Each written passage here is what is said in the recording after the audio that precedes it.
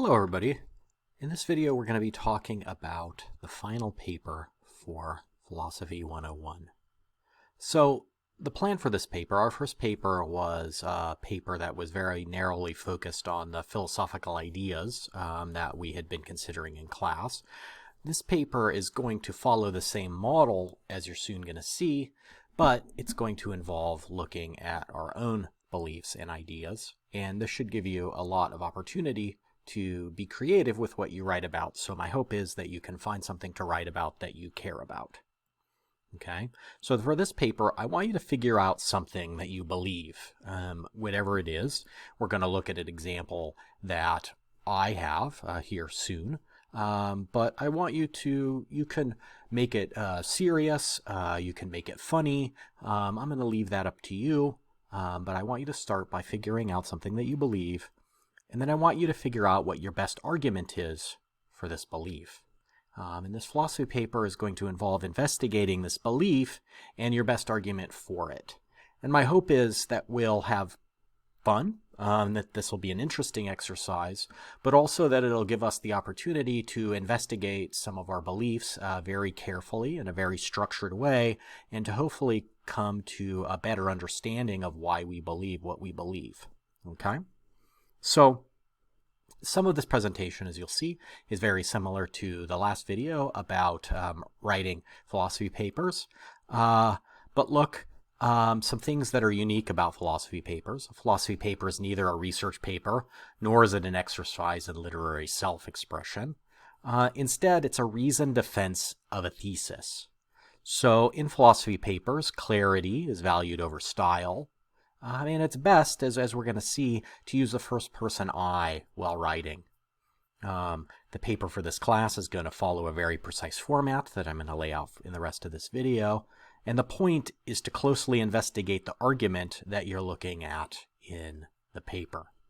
So as before, the format of this paper, we're going to begin with an introduction, present your argument, including making the case for each premise. You're going to consider an objection to the argument, then a response to this objection, and a reply to the response, and a conclusion. So, kind of get us going, we'll look at an argument that I put together for why it's valuable to earn a college degree. So, premise 1, earning a college degree will help me get a better job. Premise 2, getting a better job is valuable. Premise 3, earning a college degree will give me more flexibility in my career. More flexibility in my career is valuable. Earning a college degree will subject me to all kinds of new things that I wouldn't learn otherwise. I'm hoping proofs of the existence of God will be an example of this in all of your lives. Being subjected to new things is valuable. So earning a college degree is valuable. All right. So from here, we want to move on to the introduction. So the introduction of this paper might look something like this. Excuse me, I'm going to apparently cover what introductions for philosophy papers will do, and then I'll give my example. So introductions for philosophy papers, as we'll remember, are very boring. To begin, you write your thesis that you're going to defend. Then you explain in detail exactly how you're going to defend it. I recommend that you write the introduction and the conclusion to the paper after you finish the rest of the paper. I actually suggest that with this as well. But as we look at these things, we need to start at the beginning. And I am very serious about including the introduction and the conclusion. You'll lose points if you don't follow this very precise format. So this is an example of the introduction for this paper using the argument that I considered. In this paper, I'm going to examine an argument about why earning a college degree is valuable, defend it from a strong objection about the cost of attending college, and ultimately determine that earning a college degree is valuable, but that it may sometimes be necessary to take cost into account. And then the rest of the introduction. In order to do this, I'm first going to present my argument for why earning a college degree is valuable, and then carefully defend each premise. Next, I'm going to consider a strong objection about the cost of college, and respond to the objection by reasserting each of my premises as they apply to the cost of college. excuse me, that says coast, it should say cost. I will then consider a reply to this response and ultimately determine that earning a college degree is valuable, but that it may sometimes be necessary to take cost into account. I will conclude by reflecting on what I learned from this experience. All right, so we'll probably recognize this from our previous paper. All right, so when you move on to the next step of presenting the argument, I want you to present your argument as clearly as possible. It may be helpful to put your argument together in premise-conclusion form, as I did in the example, or it may be easier to think of your conclusion and then list all of the reasons for this conclusion. This would be effectively putting it in premise-conclusion form, but maybe that's confusing. In any case, before you start writing the paper, I think it's very valuable to identify what your conclusion is and then identify what all of your reasons are for that conclusion.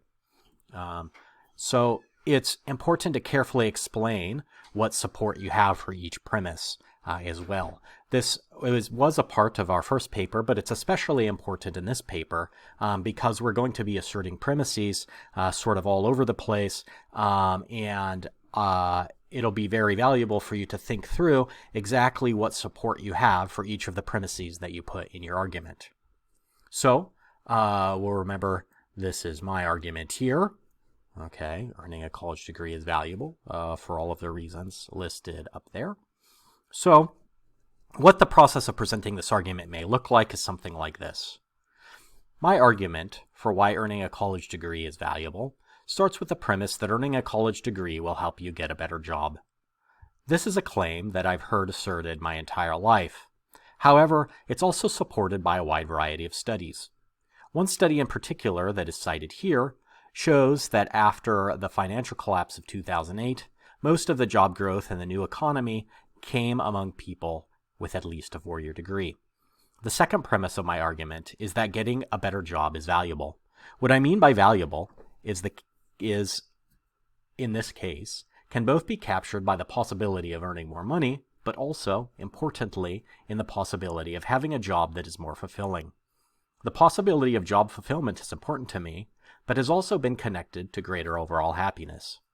The third premise in my argument is that earning a college degree will give me more career flexibility. And then, of course, I'd go on to explain what support I have for this premise.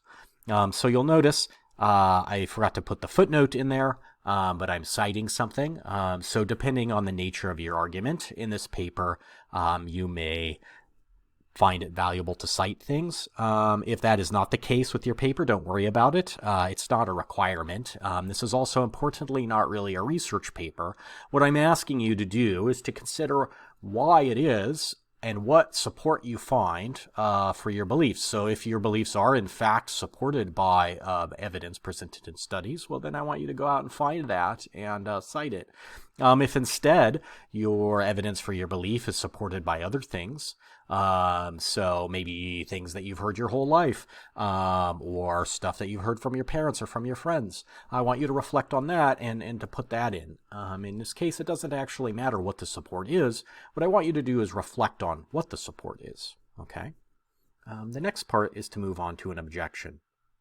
Okay, so working through objections to your own best arguments is one of the things that I really hope that you learn in this class. If you get anything out of Philosophy 101, what I hope that you get is a recognition that there's a tremendous value in thinking about what your own best argument is for something and then trying to consider objections to this argument.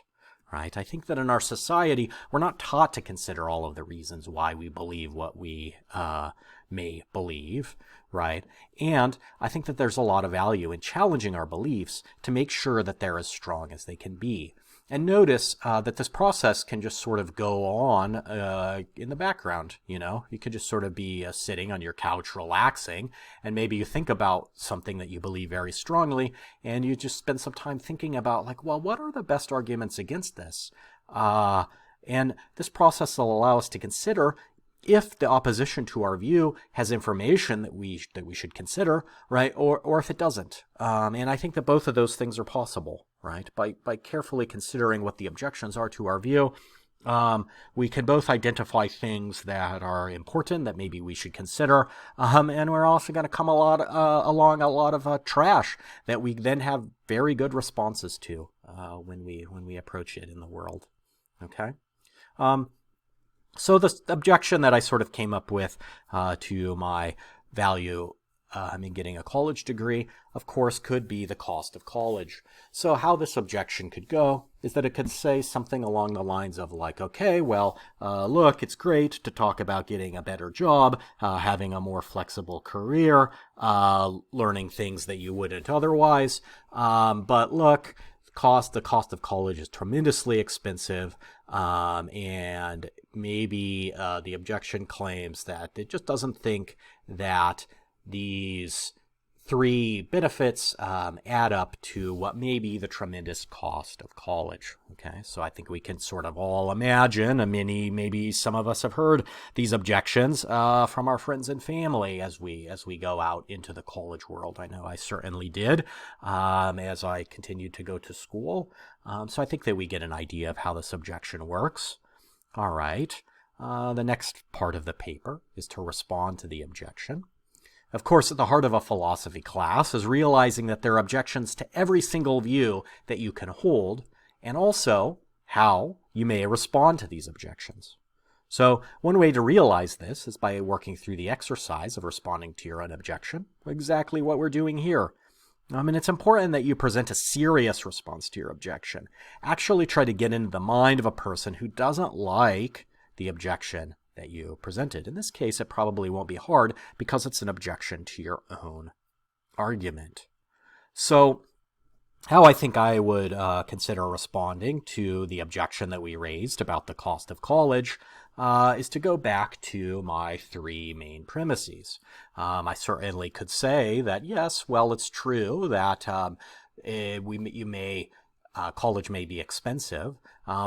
Presumably, the experience of finding a better job, whether that job is considered better because of you make more money or because of fulfillment, is ultimately going to make the cost worth it, at least potentially.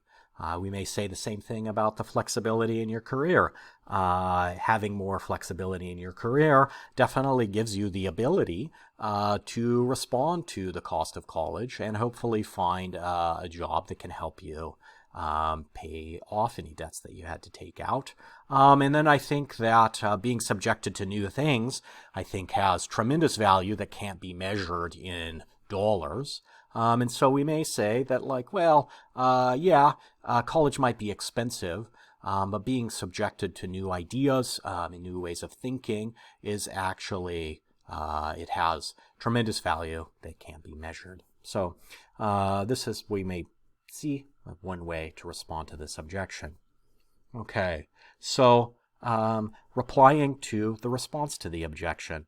So in your reply to the response, you can argue that the response to the objection fails, and so the objection is good and the argument fails. Or you can argue that your response to the objection works, and so the objection fails, and as a result, the original argument is defended. Given that we are going to be considering our own arguments, I suspect that we're going to normally end up with this second option. And as we'll see, we can actually also adjust what our view is in response to our objection. So it is important not to simply say that there's no possible response to this objection.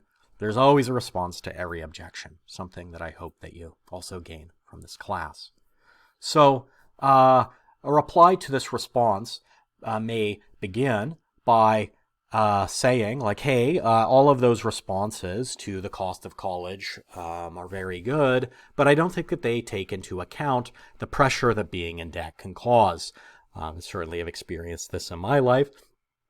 Being in debt from college could feel like you're never, ever going to get out of it, right? However, maybe we can make a slight adjustment to the view that's being defended in order to reply to this fairly serious response. So maybe what we can say is that, hey, look, person who's brought up the cost of college as a reason to not go. I'm not going to say that you have such a good point that I shouldn't go to college, but maybe you do have enough of a point that I should at least try to take into account the amount of debt that I'm racking up as I go to school. So do things in order to reduce that debt and maybe manage it accordingly. So the conclusion, as we'll remember with philosophy papers, conclusions are as boring as the introductions. I want you to begin by identifying the thesis that you defended and explain exactly what you did in the paper to defend it. Then I want you to conclude with 3 or 4 sentences expanding on what you learned from working through the argument carefully in the way that you did. So something that certainly comes up for me when I work through this argument about the importance of education is how frustrating personally it is to me that students have to actually consider the costs that they're incurring when they go to college. Because it certainly seems to me that people who, because of their life situation, don't have to consider these costs. They just don't even have to worry about it. They can do whatever they want. They can go wherever they want to school. They don't have to think about it. But yet, all of the people who are maybe not in those very good life situations have to be very careful and pinch pennies. And I find this personally very, very frustrating. In any case, when I got to my reflection, this might be one of the things that I reflect on. What I would like you to reflect on is whatever it is that you gained from carefully going through this argument about a belief that you hold. Now, a few tips. So, depending on how you make your argument, you may need to cite some things. I mentioned this a little bit earlier. I would like you to use the APA citation style that you learned in your writing classes, but importantly, I do not want you to stress out about your citation style. I will not be grading you on your citation style, and quite frankly, I don't even know the APA citation style, so you will be able to slip by me any potential mistakes you make. I just want you to somehow cite where it is that you got your information, and since you will be continuing to use the APA citation style, at least through the rest of community college for the most part, please by all means use that here. What I want you to think about carefully is what exactly you're using to justify the premises of your argument. So this is actually a very important part of this paper. So when you're presenting your argument in the second paragraph, immediately after the introduction, I want you to carefully think about, like, okay, I have this premise. So for example, my premise that a college degree will allow me more flexibility in my career. And why is it that I believe this? If I reflect on why I personally believe this, I believe it because of my experience, because I've had the experience of having tremendous flexibility in what I can do and where, and it's because of my education. But then also, you should importantly notice the strengths or weaknesses in what your support is. Right? So I should also importantly point out that while this is my experience, it may not be everybody's experience. And so I should be a little bit careful. I think it'll be pretty helpful to spend some time brainstorming before you begin so that you know exactly what part of the argument you're going to object to and how you're going to object, what your responses to the objection are going to be, and how you're going to reply to these responses. So just sort of sketching out the paper before you start, I think could be pretty helpful.